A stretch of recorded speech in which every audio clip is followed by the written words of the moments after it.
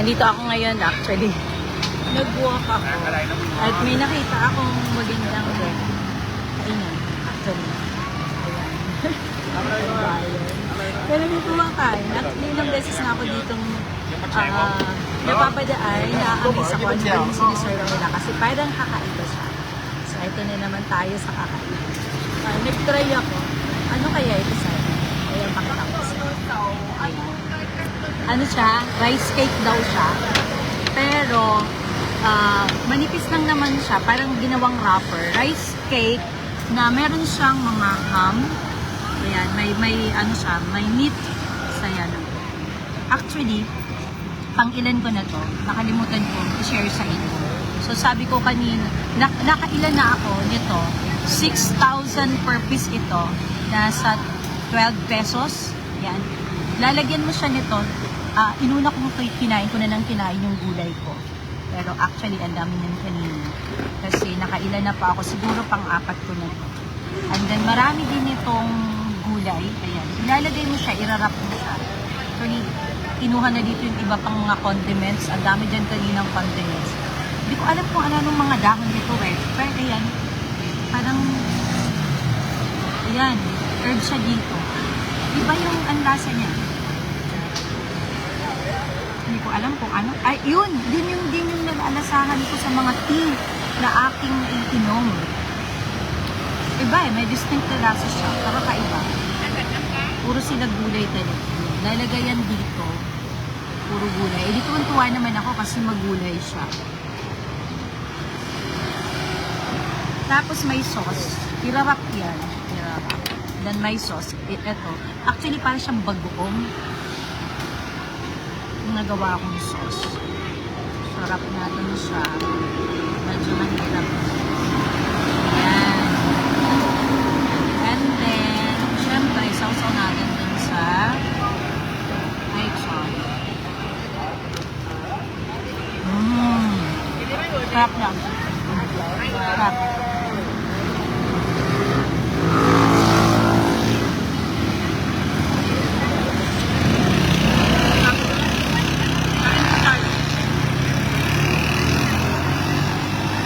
Ang ingay kasi usual po nasa kalsada. Ang sarap. Ayun yung mga condiment. Yan.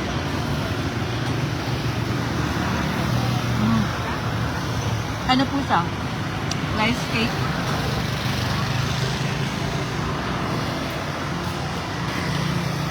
Tapos ano pa? Wrapper. Crunchy siya. Manipis siya. Crunchy. Na may meat. And then puro gulay. At syempre, yan. Ang sauce niya, may bagoong. Ang sarap. Ang sarap. Hello, buddy. Yung PM ko sa imo, ha? Sir. Hello po. Alam mo, Melvin. Sir, buddy, ha? Tara na dito sa Vietnam. Hello, Ma'am Det. Kain tayo. Ayan. Nakatambay na naman po ako. Hindi ko alam kung anong pangalan nito, pero dinescribe sa akin ng nag-serve. Kasi kumuha pa sila ng backup para lang mag-interpret sa akin. Rice cake daw siya na mayroong meat. Ayan po. Nakakailan na ako bago ko naalala mag-live. Ang sarap, grabe. Punta na kayo dito sa Vietnam. Puro gulay. Diba?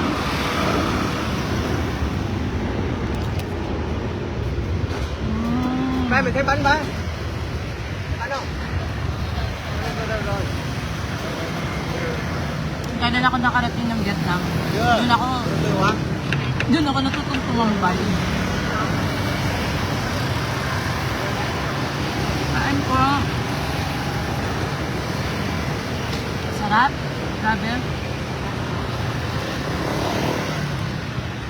Mm.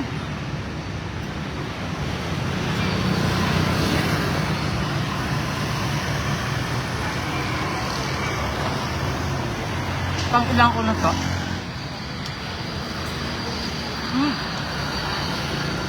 Pandima ko na siya.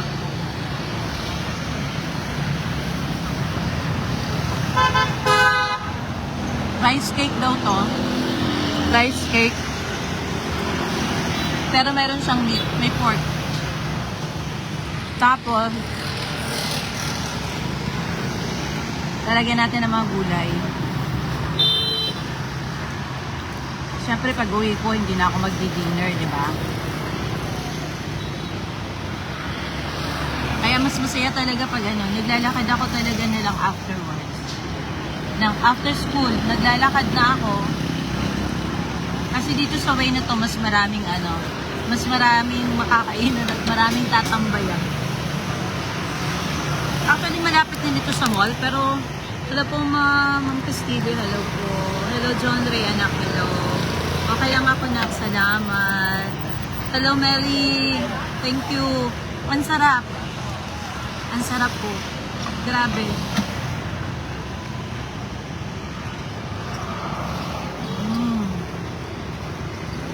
Gulay is life. Grabe.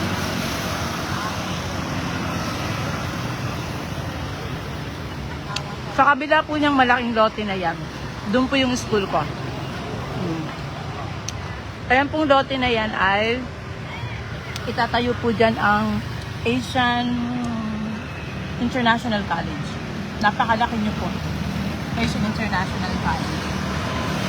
Doon sa kabila niyan yung school ko. Doon naman yung bus stop, kaya naman ako dito. Ganito dito sa labas. Nakakatuwa.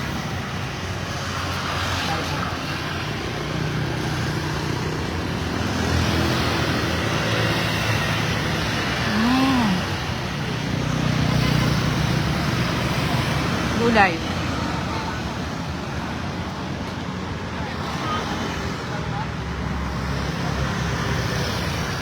Iba-iba po talagang herbs.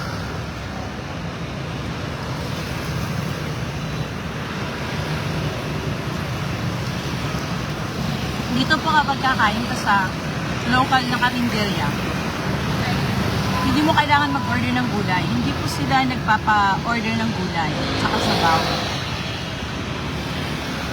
It's a must po na may gulay po lahat ng menu. So yung orderin mo lang isda, pork, or chicken. O tupo. Pero yun pong gulay ay talaga pong libre. At ang kanin po ay hindi tinatakal. Depende po sa gusto ng customer kung paano karami ang price. Ako po sa kinakainan ko, alam na nila yung dami ng kanin na gusto ko. Kung atakalin po dyan sa atin, mga dalawa na pong cup. Nakakahiyaman. Pero yung dami pong servings na binibigay sa akin. Hello po, Ma'am Santos. Hello po. Nakakain ka po ba dito? Hello, Melanina. Kaya.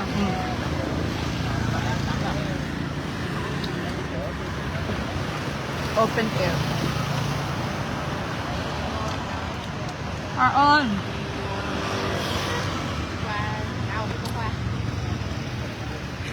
Gulay po, gingot. May nalalasahan akong herbs.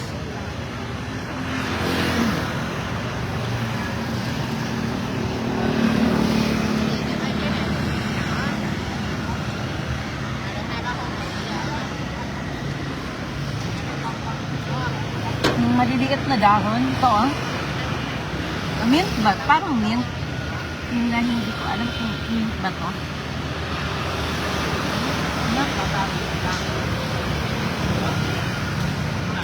Ito yung mga nilalagay sa tsaa. Yung lasa. Ito kung meron nito sa atin. Kung hindi lang natin pinapansin. Basta yung lasa ng banh mi, Yung tinapay nila, tsaka tsaa, ito yun. Ano to? Hindi ko lang alam kung may mga dahon na ganito dyan sa atin. Pero dito talaga lahat ng dahon kinakain.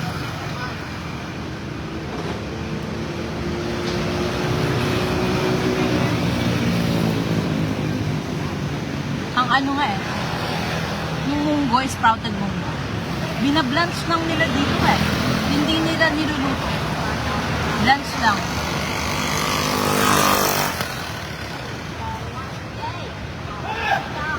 Na-conscious ako dito kasi pagdating ko parang ako lang yung malaki pati sa school.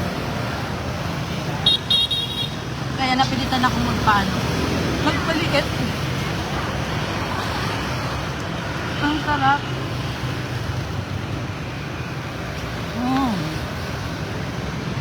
Pamaya na ito.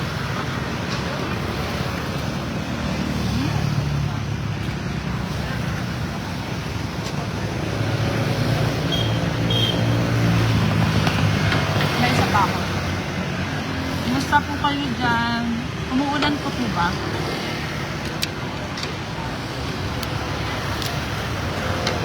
Nabasa ko kanina, nagpakawala daw yung dam. Ay, nagpakawala daw ng tubig ang dam. Sana okay po kayo at huwag nang umulan. Magpapasko, ulan pa rin ang ulan. Dito po ang kagandahan, wala pong bagyo. Pag umuulan man siya, mahaba na yung 2 hours.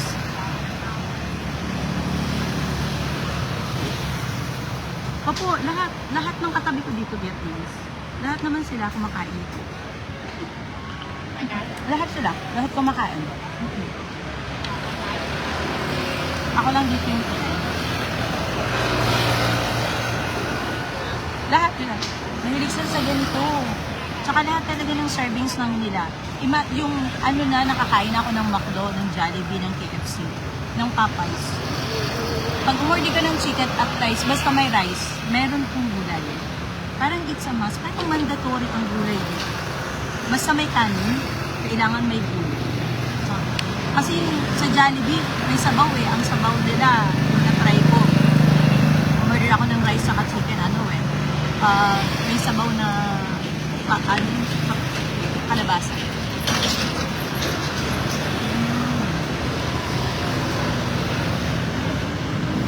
Nga na, Sir Fidel. Paubos ko na. Sarap. Pagka pumunta po kayo dito, it's a must na kumain po kayo nito. Rice cake. And then, ang ano niya ay puro gulay.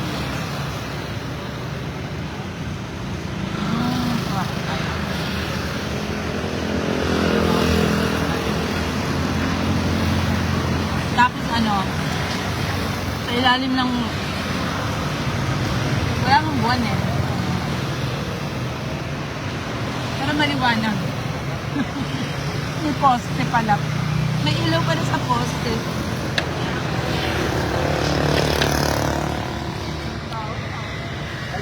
Doon sa kabila may mall. Ang pinakaunang mall dito sa Ho Chi Minh City. Nandito, katabi ko. Talaga. Kailan ka pupunta?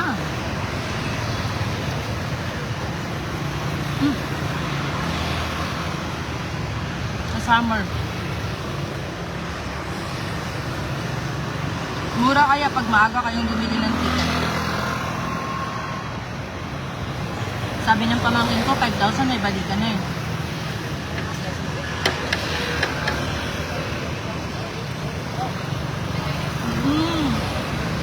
Kung pupunta kayo ng summer, mag-book na kayo ngayon. Alam mo ba yung sausawan? May bagoong isda. Pero ang sarap. Nilagyan ko ng kalamansi. At kung ano-ano pa. Hello, Ma'am Lilet! Ay, may kwento ako sa inyo. Nagsab ako kahapon doon sa co-teacher ko may sakit. Actually, naawa ako. May sakit pa talaga siya. Pumasok na siya ngayon. Pagpunta ko ng grade 7, sabi ba naman sa akin, "Who are you?" Nagulat ako. Tapos sabi niya, "Can you please introduce yourself?" Sabi ko, "Okay." Sabi ko, "I will, for sure." Sabi ko, "I'm Miss Edna.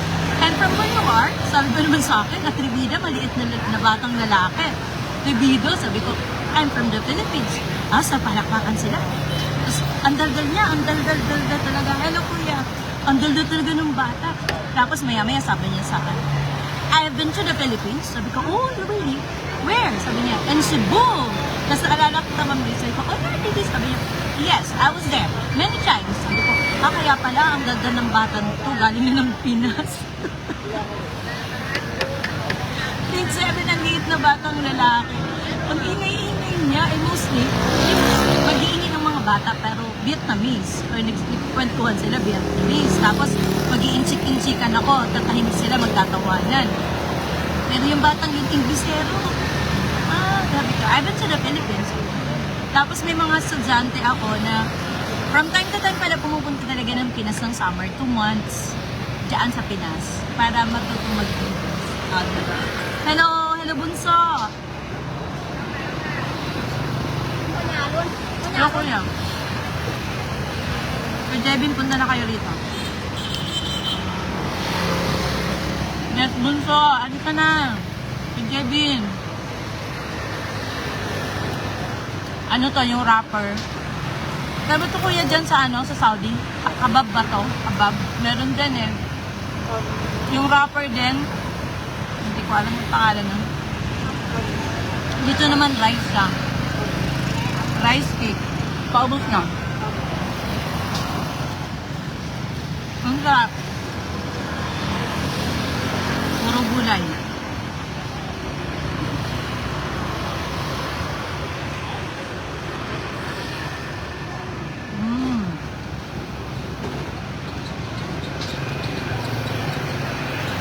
Dinner ko na ito siyempre.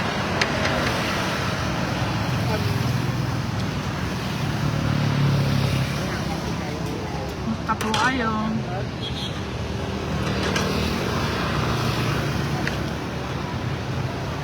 Nakatawa yung mga bata.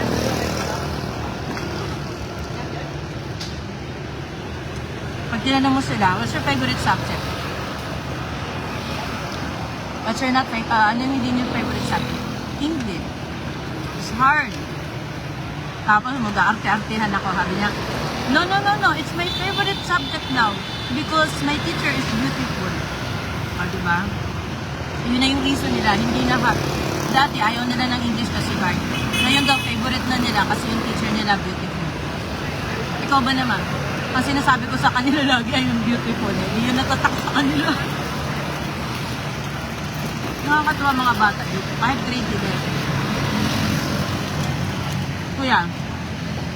Kaya ako.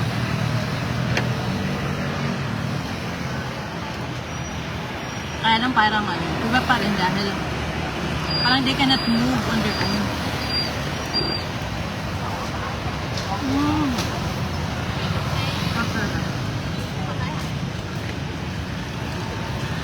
So Jeben, book na kayo ng ticket papunta rito.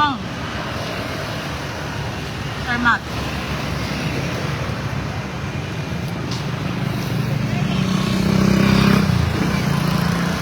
Ask mo si Sir Matt.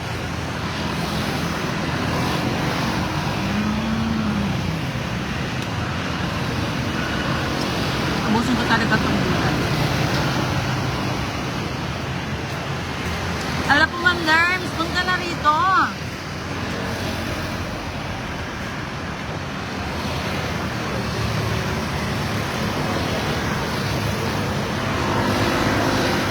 Hindi ka dito tataba kasi puro gulay.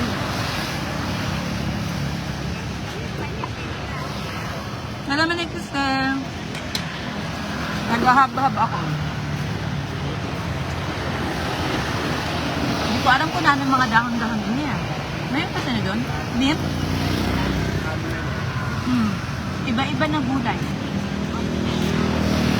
Diba parang panabot ko nga albahaka eh. Yung bubutang dinira inisot sa akin. Sarap. Hindi ko alam. Iba-iba na klase. may dako, may saday. Hindi ko araman mga ngaran daghan ng gulay. Iba-iba. Sa ato, dyan, hindi natin ito pinapansin eh. Iba-iba ang lasa. Titikmang po lahat. Pero sa dila, naiiwan yung lasa ng mga dahon. Hindi ba parang albahaka? Manatin lahat. Ito. Iba-ibang gulay. Ay, ang lasa. Marami dito pag December. Pumupunta, kaya lang medyo tag-ulan. Summer din, okay din po yung summer. Sa Hanoi po kasi sa taas, malamig po ngayon, winter po doon. May winter po kasi sa taas, sa north. Kasi malapit po yun sa China. Pero at this time daw, maraming fog. Pero nandoon po talaga sa taas ang marami din dito po sa Ho Chi Minh. Dito sa Ho Chi Minh po ay ang weather para po sa atin. Pero mas mainit po dyan sa atin. Mas okay dito, yung temperature. Sa taas, malapit sa China, malamig po doon, tsaka minsan bumabaha din. Dahil grabe din ang rain. Summer pwede rin po, pero sa nabasa ko, December ang pinakamarami. And next year yata, isa na ito sa top destination sa Asia, among Asia. Ang Vietnam. Nagda-rank 1 na siya sa top destination. Kasi na dito 90 days free visa.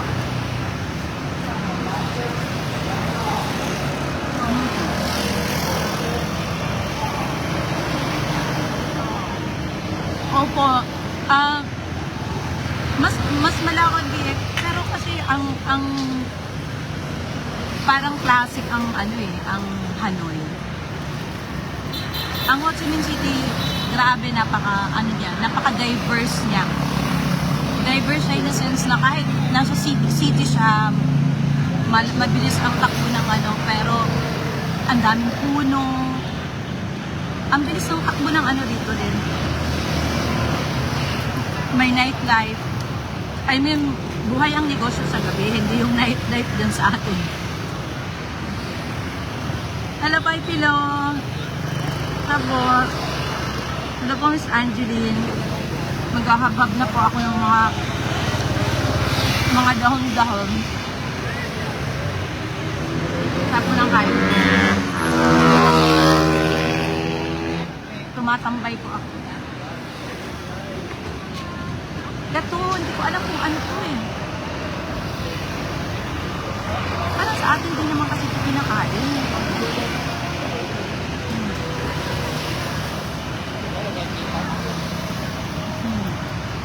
Dito marami rin pong mapupuntahan sa Ho Chi Minh City. Kasi, papunta po ng Hanoi from Ho Chi Minh City para kung galing ka ng Maynila to Ho Chi Minh City, 2 hours din po. By train po ay 36 hours. Pero pwede daw pong maligo. Parang gusto kong i-try yung train. So, 36 hours, 1.5 day. May nagsasabi kasing 36, may nagsasabi namang 3 days daw. Ang okay naman ng 3 days. Pero sabi ng Pinay na nakausap ko, 36 hours daw. From Ho Chi Minh by train. Papunta daw po ng Hanoi. Ang train po dito, kakaiba talagang stream din. Nasa mountain po. Papunta po ng Hanoi.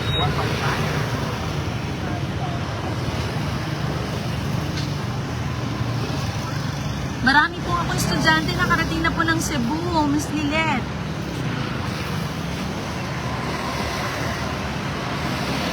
Sabi nila, Devon to Cebu. Tapos may co-teacher ako na British. Nag-stay daw siya dyan sa Cebu for 2 months. Kaya lang syempre, wala namang na makapagturo siya sa Pinas. Kaya nandito siya sa Vietnam nagtuturo. Hello, Uriel! Salamat lagi sa pag-share. Love you talaga. Salamat sa suporta. Tayo pila din, salamat. Ay, grabe. Nakita mo yung mga shinare ko sa mountain? Ganon. extreme ano. Actually, dito pa lang sa Ho Chi Minh, wala akong gaano pang nililibot kasi ako lang mag-isa. Punta na kayo. Talaga po. May pupunta din ako mga estudyante sa Tet Holiday kasi February po dito yung ano yung tawag dito, holiday nila, ang New Year. 2 weeks po. Wala kasing Christmas holiday rito. Ay, gano'n. Wala na. Tama.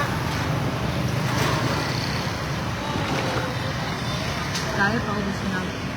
Anh cái con rồi không? Rồi một cặp đó luôn nè. Ito paano ko sa pagkain dito? Ang dami talagang tao. Kamaan ko ang tao dito. Ayan. Ang dami ng nagpapalitan. Ang dami ng ano lang to siniset up lang nila. Pero ang daming ano.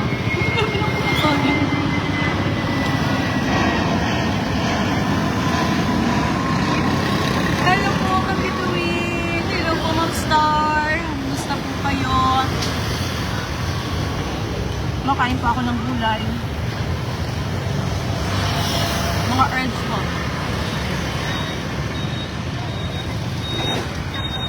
Ubus na nun, no? Kanina pa ako din kaon. Mga tuda na lang inila dahon.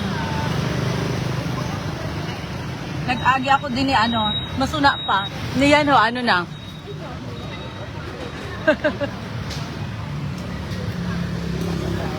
Gabi na. Napuno ko din na. Aranini sa school. Lagay nagkakaon. Ang kinaon ko, ano, rice cake daw siya. Rice cake na may meat. Tapos, nilarap nung ano, maraming gulay actually ako kanina dito. Opo ma'am, hello Nancy. Musta? Alam mo na yung Lori. Hello. Salamat. Ma'am, ang school ko po ay boarding school. Sobrang yaman po ng mga estudyante na nag-aaral ko sa school ko. Kaya po nakakapunta po talaga sila sa ano. Actually, kanina may nagpaalam na sa akin. Last day niya, mag-aaral siya sa ibang bansa. So, mag-stop na siya kasi tapos na yung first semester. Last day niya kanina, pinuntahan ako sa room. At gusto niya mag-meet kami. Sometimes sabi ko, sige, I can also teach you English. Sabi niya, tuwan-tuwa na. Babae, grade 11, mag-aaral siya abroad. Hindi pa daw niya alam kung either Australia o sa ibang bansa. Basta maglalabas siya ng bansa, doon siya mag-aaral. So, tuwan-tuwa nang sinabihan ko, I can meet you, sabi ko, and I can teach you English. Tuwan-tuwa siya. So, sabi ko nga, why not in the Philippines? Sabi niya, siyempre, ang nanay nila kasi yung nagsasabi kung saan sila pupunta. Ay, daghano. Ay, malinig. Oo, naman. Malit na, ano. Pati yung mga kumakain dito. Pinipili ko din naman yung kinakainan. Pinipili ko din yung kinakainan. Ano siya, extension. Extension siya nung doon. Tapos naglalabas sila ng mga upuan na, yan, yung maliliit. Ayun.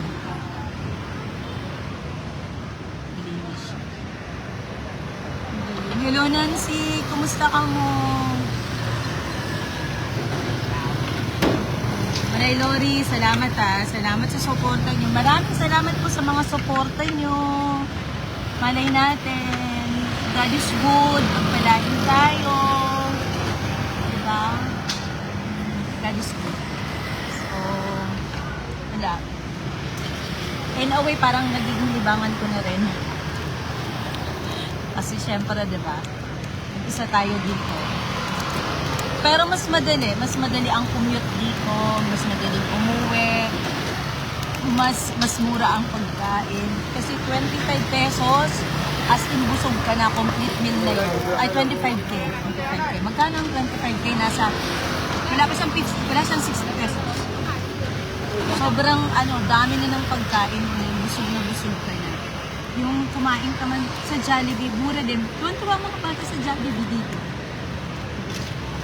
Pag sinabi kong, I wanna eat out, Miss, you wanna go to Jollibee? Alam na alam niyo yung Jollibee. Nakatuwa. Ano daw dito, man? Nasa 30 plus daw dito yung Jollibee. Actually, 5 pa lang yung napupuntahan ko. Kaya try ko. Oo, Manay Lori, okay man ako din eh. Salamat, salamat. Ma'am Lilet, thank you so much.